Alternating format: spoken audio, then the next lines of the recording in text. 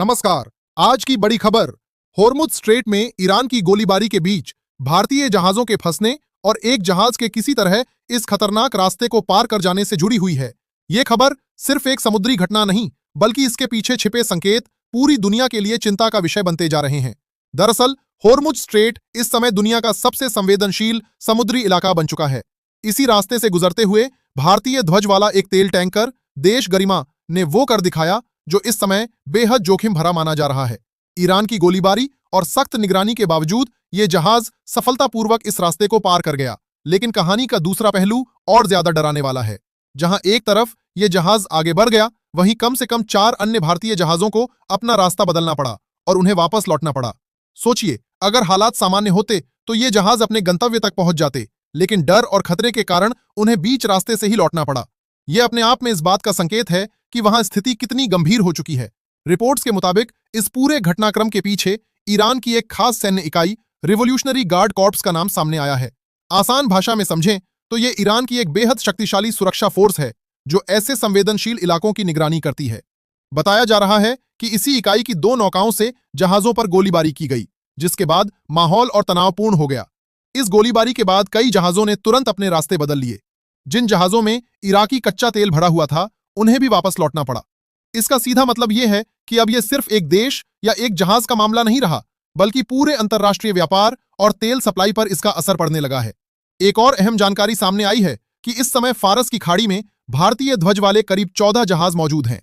यानी खतरा अभी खत्म नहीं हुआ है, बल्कि कई और जहाज इस जोखिम भरे इलाके में फंसे हुए हैं। ऐसे में हर एक जहाज की सुरक्षा एक बड़ी चिंता बन गई है।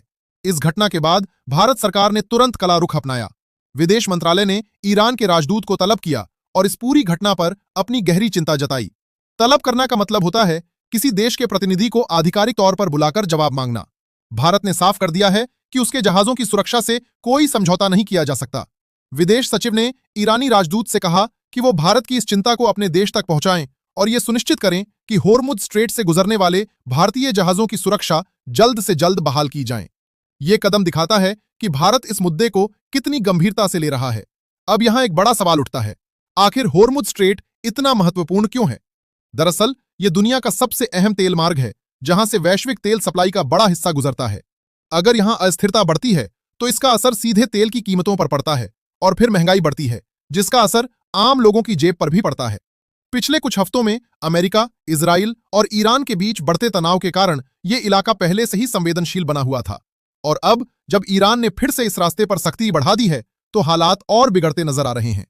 इस पूरे घटनाक्रम ने एक बार फिर यह साफ कर दिया है कि दुनिया के किसी भी कोने में होने वाली घटना अब बाकी देशों को भी सीधे प्रभावित करती है। एक तरफ जहाजों की सुरक्षा का सवाल है, तो दूसरी तरफ वैश्विक अर्थव्यवस्था पर इसका असर भी चिंता का विषय है। अब सबसे बड़ा सवाल यही है कि क्या आने वाले दिनों में हालात और बिगड़ेंगे? क्या बाकी जहाज भी इसी तरह खतरे में पड़ सकते हैं? और क्या यह तनाव किसी बड़े संघर्ष की ओर बढ़ रहा है?